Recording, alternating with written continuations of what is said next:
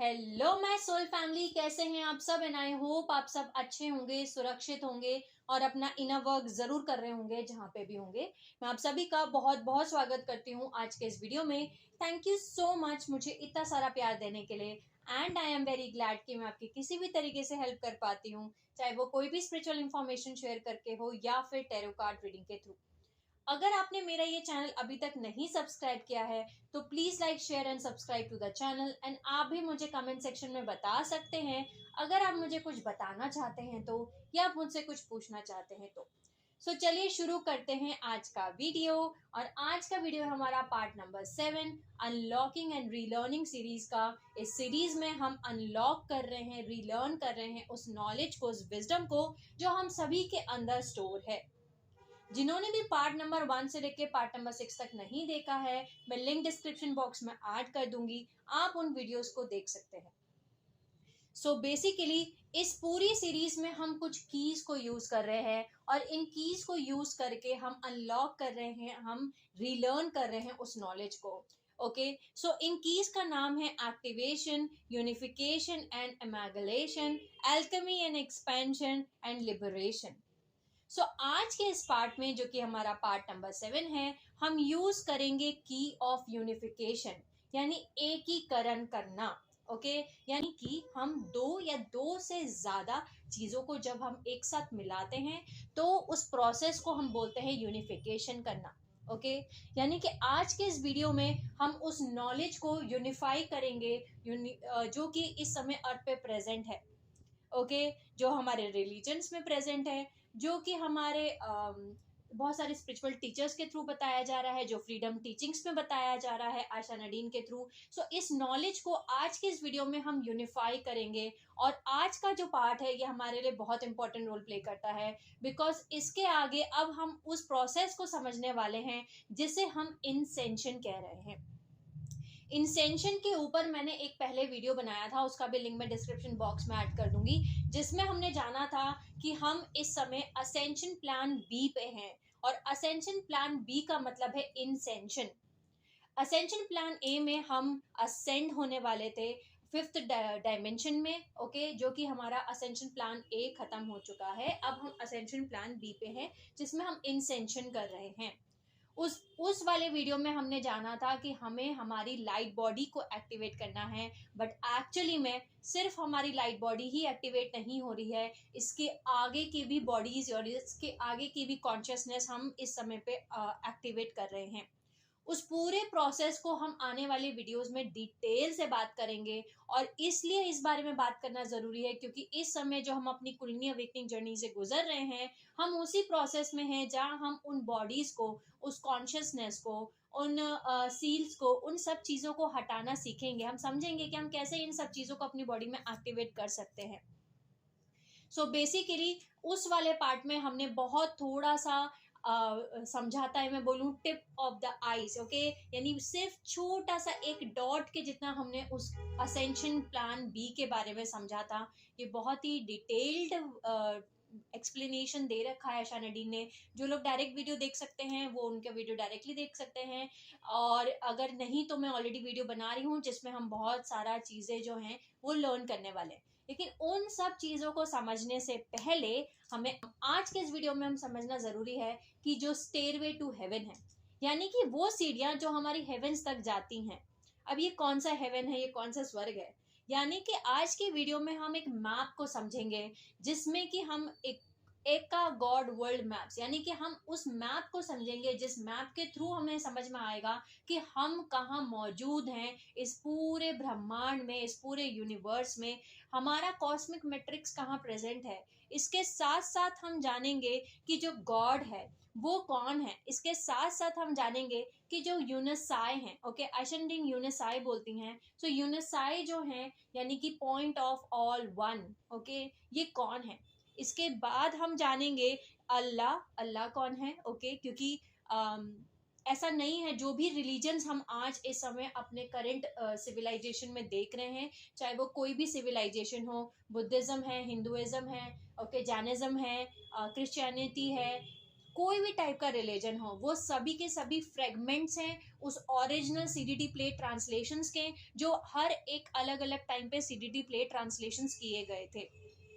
जैसे कि अभी इस समय हमारा टाइम है कि हम उस सारे नॉलेज को यूनिफाई कर रहे हैं, यानी कि जो हमारा फ्रेगमेंटेड पार्ट है, उस नॉलेज का जो फ्रेगमेंटेड पार्ट है जो कि सीडीटी प्लेट ट्रांसलेशन से किया गया था, वो अभी भी बहुत सारे रिलीजन्स में थोड़ा थोड़ा बच गया और बहुत सारा एडिट कर दिया गया, बहुत सारा डिस्टॉर्ट कर दिया गया, लेकिन फिर भी कंप्लीट जो है कंप्लीट एडिट या कंप्लीट हटाया नहीं गया है। इस वजह से बहुत सारा नॉलेज, बहुत सारा इंफॉर्मेशन, बहुत सारी चीज़ें हमारे अलग अलग रिलीजन्स में हमें दिखाई देती हैं। सो इस सीरीज के थ्रू हम उन सबको एक साथ भी कर रहे हैं, उस सारे नॉलेज को जो इस समय पे फ्रेगमेंटेड है, जिस वजह से बहुत ज़्यादा कन्फ्यूजन क्रिएट होता है कि हम ये सुने या हम वो सुने। ओके, सो आज के इस वीडियो में हम जान रहे हैं उन वर्ल्ड मैप्स को, उन गॉड वर्ल्ड मैप्स को, यानी कि भगवान की जो मैप है, जो दुनिया है, उसका जो मैप है वो क्या है। अगर हमें स्वर्ग जाना है, अगर हमें हेवन जाना है, तो उस हेवन तक पहुंचने का जो रास्ता है वो क्या है। ओके, और हम कहाँ मौजूद हैं, हम कहाँ एग्जिस्ट करते हैं। सो चलिए शुरू करते हैं आज का वीडियो।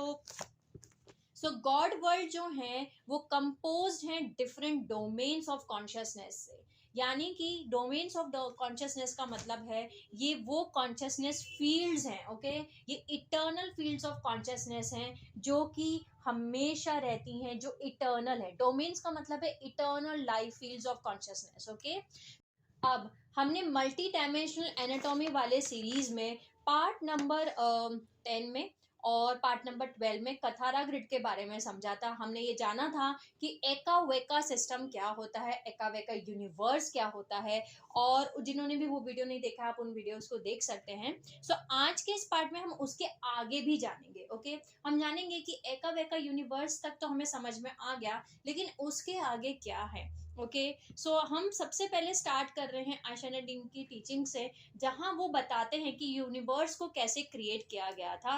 सो सबसे पहले जो थे वो यूनिसाई थे। ओके, यूनिसाई यानी कि पॉइंट ऑफ ऑल क्रिएशन। सो यूनिसाई यानी कि गॉड, यानी कि सोर्स, ये जो कि सेंट्रल पॉइंट है सभी यूनियन के, central point of all union, जो इटर्नल कॉन्शियसनेस है, जो unified field of source consciousness है। ओके, सो सबसे पहले गॉड थे, सोर्स थे, यूनिसाई थे। जिसके बाद जो है सबसे पहले गॉड की फोर्स ऑफ कॉन्शियसनेस यानी गॉड कॉन्शियसनेस, जो प्राइमल फोर्स ऑफ कॉन्शियसनेस है, डिवाइन ट्रिनिटी है, वो क्रिएट हुए, यानी कि मनु माना ईरा, यानी मनु ईरा माना जो है वो क्रिएट हुए। मनु जो थे वो वॉइड थे, यानी स्टिल पॉइंट, जीरो पॉइंट जो है वो जो है वो मनु है। इसके बाद में ईरा जो है वो वाइब्रेशन है, वो डिवाइन फेमिनाइन एनर्जी है। ओके, वो क्रिएट हुई, और इन दोनों के बीच में जो है माना क्रिएट हुए, जो कि डिवाइन मैस्कुलाइन एनर्जी है, जो कि ऑसिलरेशन है। सो इस तरीके से जो डिवाइन ट्रिनिटी है, जो प्राइमल फोर्स ऑफ कॉन्शियसनेस है, यानी गॉड फोर्स कॉन्शियसनेस, ये सबसे पहले क्रिएट हुए यूनिसाई से। सो ये जो तीनों primal force of consciousness create हुए, इन्होंने सबसे पहले एक क्रिएशन किया। ओके, जो फर्स्ट एक्सटर्नल क्रिएशन था, उस क्रिएशन को हम कोर गॉड वर्ल्ड्स बोलते हैं। ओके, कोर गॉड वर्ल्ड्स बोलते हैं, और कोर गॉड वर्ल्ड्स के बाद में जो क्रिएशन हुआ, ओके, वो था इनर डोमेन्स, जिसको इनर वर्ल्ड्स भी बोलते हैं या इनर हब वर्ल्ड्स भी बोलते हैं। इसके बाद में जो क्रिएशन हुआ ये था मिडल डोमेन्स, और मिडल डोमेन्स से हमारा क्रिएशन हुआ आउटर डोमेन्स का, यानी कि कोर वर्ल्ड्स बनाए गए, बने। ओके, सबसे पहले यूनिसाई थे, यूनिसाई से मनु माना ईरा आए। ओके, या मनु ईरा माना आए, जो कि गॉड की कॉन्शियसनेस है। गॉड की कॉन्शियसनेस से सबसे पहले जो क्रिएट किया वो है कोर गॉड वर्ल्ड्स। गोर गॉड वर्ल्ड जो हैं वहां से क्रिएशन हुआ इनर डोमेन्स का, इनर वर्ल्ड्स का। इनर वर्ल्ड से क्रिएशन हुआ मिडल डोमेन्स का, और मिडल डोमेन से क्रिएट हुआ आउटर डोमेन्स का। अब ये जो क्रिएशन है ये किस तरीके से होता है, सो इसमें यहाँ पे ब्रीदिंग सिस्टम बताया गया है, यानी कि जो यूनिसाई हैं वो ब्रीथ करते हैं। ओके, और जैसे वो ब्रीथ करते हैं, ब्रीथ आउट करते हैं, तब जो गॉड की कॉन्शियसनेस है ये बाहर आती है, और आती है मनु माना ईरा, ये आते हैं। यानी कि ये जो मनु माना ईरा है, ये ब्रीदिंग में जब यूनिसाई बाहर की तरफ सांस ब्रीथ आउट करते हैं, ओके, सांस को जब छोड़ते हैं, जब एक्सेल करते हैं, तब सबसे पहले जो क्रिएट होता है वो है मनु ईरा माना, ओके, यानी कि void, divine feminine and divine masculine, okay. ये वो एसेंस ऑफ एग्जिस्टेंस है जो कि हर क्रिएशन में मौजूद है, और जब एक्सेल होता है फर्स्ट टाइम, तब यहाँ पे सबसे पहले ये 3 फोर्स ऑफ कॉन्शियसनेस क्रिएट होते हैं। इसके बाद में यहाँ से जो फोर्स ऑफ कॉन्शियसनेस क्रिएट होते हैं, इसके बाद जो क्रिएशन होता है वो क्रिएशन होना स्टार्ट होता है, जहाँ यानी कोर गॉड वर्ल्स जो हैं वो क्रिएट होते हैं, और इसके बाद में हमारे इनर डोमेन्स क्रिएट होते हैं, ओके, और मिडल डोमेन्स क्रिएट होते हैं एंड आउटर डोमेन्स क्रिएट होते हैं। अब ये जो पूरा का पूरा क्रिएशन है, ये पूरा ब्रीदिंग क्रिएशन है, ओके, यानी कि आशा डीन एक्सप्लेन करती हैं कि ब्रीथ आउट जब होता है, जब एक्सपेंशन साइकिल चलती है, यानी यूनिसाई जब ब्रीथ आउट करते हैं, एक्सेल करते हैं, तो स्पाइरलिंग आउटवर्ड यानी कि बाहर की तरफ स्पाइरल का होना स्टार्ट हो जाता है, यानी एक्सपेंड होना शुरू हो जाता है। जैसे कि आप इस इमेज में भी देख रहे हैं, अभी हम डायग्राम से भी समझेंगे, लेकिन इस इमेज में जिस तरीके से आप समझ रहे हैं, जैसे ही ब्रीथ आउट करते हैं तब सब कुछ जो है बाहर की तरफ क्रिएट होना शुरू हो जाता है, एक्सपेंड होना शुरू हो जाता है, एनर्जीज ट्रांसमिट होना शुरू हो जाती हैं, ओके। सो सबसे पहले कोर गॉड वर्ल्स क्रिएट होता है, इनर डोमेन्स क्रिएट होते हैं, मिडल डोमेन्स क्रिएट होते हैं एंड आउटर डोमेन्स क्रिएट होते हैं। जो आउटर डोमेन्स हैं, ये आउटर डोमेन्स है, ये वो जगह है जहाँ पे हम मौजूद हैं, जो लास्ट मैनिफेस्टेशन टेम्पलेट है, ओके, ये लास्ट मैनिफेस्टेशन टेम्पलेट है, इसके आगे कुछ क्रिएट नहीं होता, ये लास्ट मैनिफेस्टेशन टेम्पलेट है, ओके।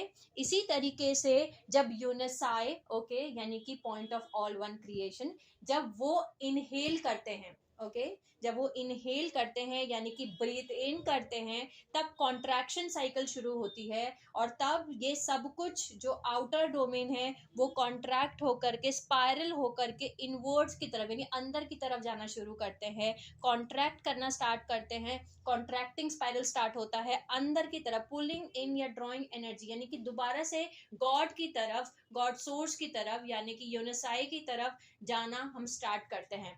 तब जो आउटर डोमेन्स हैं वो कॉन्ट्रैक्ट होकर के चले जाते हैं मिडल डोमेन्स में, मिडल डोमेन्स जो होते हैं वो कॉन्ट्रैक्ट होके चले जाते हैं इनर डोमेन्स में, इनर डोमेन्स जो हैं वो कॉन्ट्रैक्ट होके चले जाते हैं कोर गॉड वर्ल्ड्स में, और कोर गॉड वर्ल्ड्स से कॉन्ट्रैक्ट होके वापस से मनु ईरा माना में, और मनु माना ईरा से वापस यूनिसाई में। इस तरीके से हम गॉड सोर्स में फिर से वापस से मिल जाते हैं, मर्ज्ड जाते हैं, ओके। सो इस तरीके से जब एक्सपेंशन एंड कॉन्ट्रैक्शन की साइकिल होती है, ब्रीद इन और ब्रीद आउट, पर ये ब्रीद इन और ब्रीद आउट कौन कर रहा है, ये यूनिसाई ब्रीद इन ब्रीद आउट कर रहे हैं, जिन्हें आशा नडीन यूनिसाई बोल रही हैं, ओके। इस स्टोरी को इस तरीके से हमारा कोर ऑफ क्रिएशन किया गया है इस पूरे कॉस्मिक मैट्रिक्स का।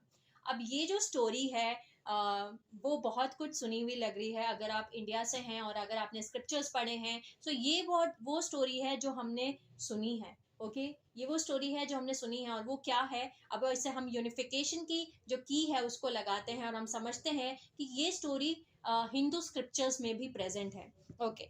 सो बेसिकली सबसे पहले एक स्टोरी प्रेजेंट है कि क्रिएशन कैसे किया गया, कि इस पूरे यूनिवर्स को, इस ब्रह्मांड को कैसे क्रिएट किया गया। सो चलिए जानते हैं अब उस क्रिएशन की स्टोरी को। ब्रह्मा जी ने सबसे पहले क्रिएशन किया था, उसमें सबसे पहले जो थे वो मनु और शतरूपा को क्रिएट किया था अपनी बॉडी के पार्ट से, और उन दोनों से सारे ह्यूमंस को क्रिएट किया गया, यानी कि मनुष्य को क्रिएट किया गया, ओके। सो जो ब्रह्मा जी हैं यहाँ पे वो यूनिसाई हैं, ओके।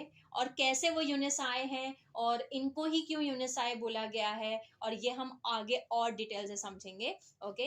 लेकिन पहले हम ये समझते हैं कि हमारी एक स्टोरी है, जहाँ हम क्रिएशन की स्टोरी जब हम स्क्रिप्चर्स में पढ़ते हैं, उसमें हमें पता चलता है कि ब्रह्मा जी ने सबसे पहले मनु और शतरूपा को क्रिएट किया था। शतरूपा बेसिकली फर्स्ट वुमेन थी, ओके, जो क्रिएट किया था, डॉटर थी ब्रह्मा जी की, ओके। सो शतरूपा को क्रिएट किया था उन्होंने अपनी बॉडी से, जिससे कि सारे मनुष्य जो हैं वो क्रिएट हुए हैं। अब यहाँ पे जो यूनिसाई हैं वो ब्रह्मा जी हैं, ओके। और जो मनु है वो मनु गॉड फोर्स कॉन्शियसनेस है, जो अभी हमने समझा कि सबसे पहले जो मनु ईरा माना है उनको वो क्रिएट हुए।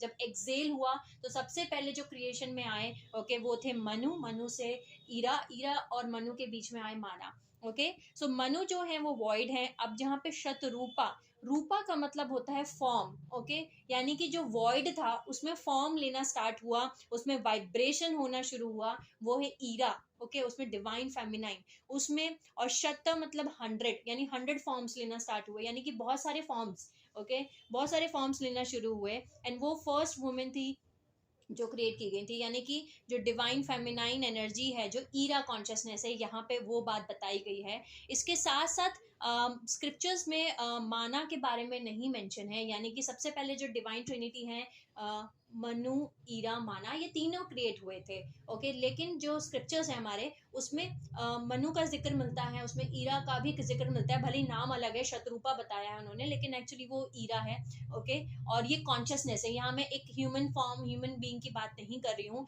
जैसे कि हमने जाना था पिछले पार्ट्स में कि हम अब इस सीरीज में बहुत सारी हमारी स्टोरीज के बारे में पढ़ेंगे जो एक्चुअली में इस तरीके से लिखी गई थी उन ऋषि द्वारा, जो एक्चुअली स्टार सीड्स थे, जो पुराने टाइमलाइंस में आए थे, कि हम उन स्टोरीज को समझ सके मेटाफोरिकली, सिंबॉलिकली, लेकिन हम उन स्टोरीज का मतलब भूल गए। सो उसमें से आज एक जो स्टोरी है वो हम समझ रहे हैं, जो क्रिएशन की स्टोरी है, इस पूरे यूनिवर्स को कैसे क्रिएट किया गया। सो यहाँ पे उन्होंने शतरूपा नाम रखा गया है समझाने के लिए, कि हम समझ पाए। रूपा मतलब रूप, फॉर्म, ओके, यानी उसमें फॉर्म क्रिएट होना शुरू हुआ। जो फर्स्ट फॉर्म क्रिएट हुआ वो डिवाइन फेमिनाइन थी, ओके, यानी कि यहाँ पे जो वाइब्रेशन था वो होना शुरू हुआ कॉन्शियसनेस में, ओके, यानी कि जो फर्स्ट कॉन्शियसनेस है वो मनु क्रिएट हुई, ईरा कॉन्शियसनेस क्रिएट हुई, लेकिन माना का कोई जिक्र नहीं क्रिएट मतलब मेंशन है स्क्रिप्ट में डायरेक्टली, लेकिन इनडायरेक्टली जो स्क्रिप्चर्स में प्रेजेंट है वो वहाँ पे मौजूद है, ओके। यानी कि कुछ जो एडिट किया गया स्क्रिप्चर्स को, उसमें जो इनडायरेक्ट मेंशन है वो वहाँ वहाँ पे वो भी मेंशन है। सो बेसिकली कहानी यहाँ पे ये है कि जो मनु थे उन्हें पहला मानस पुत्र बताया गया है, यानी कि माइंड बॉर्न चाइल्ड, ओके। मानस पुत्र मतलब सन, ओके, सन मतलब डिवाइन मैस्कुलाइन, ओके, मानस मतलब कि डिवाइन मैस्कुलाइन ऑसिलरेशन। सो ये हमारा थर्ड डिवाइन ट्रिनिटी है, third primal force of consciousness है, जिनका मेंशन है, लेकिन जिन्हें थोड़ा सा घुमा फिरा के या थोड़ा एडिट करके लिखा गया है, जिसकी वजह से डिवाइन ट्रिनिटी की जगह, ट्राई वेव की जगह हम बाय वेव पे चले जाते हैं, वेसिका पाइसिस पे चले जाते हैं, जबकि ओरिजिनली ट्राई वेव पे सब कुछ क्रिएट किया गया है, ट्रिनिटी वेव कॉन्शियसनेस पे सब कुछ क्रिएट किया गया है, ओके। सो मानु, ईरा और माना तीनों मेंशन है स्क्रिप्चर्स में, लेकिन थोड़ा सा घुमा फिरा के मेंशन है। सो ये जो स्टोरी है ये इस तरीके से क्रिएट की गई है कि ब्रह्मा जी ने यूनिवर्स क्रिएट किया, और सबसे पहले मनु जो कि मानस पुत्र थे, ओके, माना मतलब मानु, ओके, और मानु और शत्रुपा क्रिएट किए गए। और इसके आगे अब हम चलते हैं, ओके। अब उन्होंने यहाँ पे ये भी मेंशन है कि ब्रह्मा जी ने इस यूनिवर्स को कैसे क्रिएट किया था। सो वहां पे मेंशन है कि जो यूनिवर्स है वो ब्रह्मा जी की सांस, ब्रीथ इन और ब्रीथ आउट पे चलता है, यानी कि जब ब्रह्मा जी सांस को जब छोड़ते हैं, ओके, एक्सेल करते हैं, ब्रीथ आउट करते हैं जब, ओके, तब यहाँ पे जो लाइफ फोर्स है, जो मनु, माना, ईरा है, जो एसेंस है हर एक एग्जिस्टेंस का, हर एक चीज में जो मौजूद है, ओके, वो सब क्रिएशन होना शुरू होता है उनके एक्सेल से। वो क्रिएट करते हैं इस यूनिवर्स को, यानी कि वो क्रिएट करते हैं कोर वर्ल्ड्स को, इनर डोमेन्स को, मिडल वर्ल्ड्स को, मिडल डोमेन्स को और आउटर डोमेन्स को, ओके। और इसी तरीके से जब ब्रह्मा जी ब्रीथ इन करते हैं, ओके, सो वो जो है कॉन्ट्रैक्शन की साइकिल शुरू हो जाती है, सारे के सारे जो डोमेन्स हैं वो अंदर पुल होना शुरू हो जाते हैं, यानी वापस गॉड फोर्स, गॉड कॉन्शियसनेस में, यानी गॉड सोर्स में मिल जाते हैं। सो ये स्टोरी जो है यहाँ से हम समझ सकते हैं कि ये स्क्रिप्चर्स में भी प्रेजेंट है, क्रिएशन की स्टोरी, जो ब्रेथ की स्टोरी है कि सांस पे पूरा क्रिएशन हुआ। और आज के इस वीडियो में हमने ये भी समझा कि कैसे अर्शनडीन वही पढ़ा रहे हैं जो हमारे स्क्रिप्चर्स में भी लिखा हुआ है, यानी फ्रीडम टीचिंग्स में भी ऑफ कोर्स बहुत सारा जो चीज़ मिसिंग है वो सब कुछ वो वापस लेके आने का काम फ्रीडम टीचिंग्स कर रहे हैं, लेकिन ऐसा नहीं है कि रिलीजन्स में चीज़ें नहीं प्रेजेंट है, ओके, रिलीजन्स में भी चीज़ें प्रेजेंट हैं। और हमें अपना डिसर्नमेंट यूज करके, अपनी कॉन्शियसनेस से, अपनी इंट्यूशन से ये समझना है कि इनमें एकता क्या है, इनमें सिमिलैरिटीज क्या है, इनमें यूनिफिकेशन क्या है। अगर हम डिफरेंसेस देखेंगे तो हमें सब कुछ अलग ही दिखेगा, ओके, हमें सिमिलैरिटी देखनी है कि इन सब चीज़ों में सेम क्या है, कॉमन पॉइंट, वन पॉइंट क्या है, क्योंकि सभी जो भी मिशंस हुए हैं, पहले भी जो भी सारा नॉलेज दिया गया है पिछले टाइमलाइंस में, वो सारा नॉलेज एक ही है, बस अभी वो फ्रेगमेंटेड है। ओके, सो इसके आगे हम जानेंगे नेक्स्ट पार्ट में, बिकॉज इसके आगे जो रिकॉर्डिंग हुई है काफ़ी लंबी हो गई है। सो नेक्स्ट पार्ट में हम जानेंगे इसके आगे स्टेयरवे टू हेवन मैप्स के थ्रू, डायग्राम्स के थ्रू, और इसके साथ साथ हम जानेंगे एक और स्टोरी जिसके थ्रू हम समझेंगे कि ब्रह्मा जी को क्यों यूनिसाई बोला जा रहा है, क्यों हमारे, और इस बात का स्क्रिप्चर्स में भी कहाँ मेंशन है, स्टोरी के थ्रू हम समझेंगे और आयशा नदीन के टीचिंग्स के थ्रू भी समझेंगे। तब तक के लिए sending you lots of love, healing and happy energies to all my soul family जो मेरा वीडियो देख रहे हैं। Take care of yourself and I will see you all soon.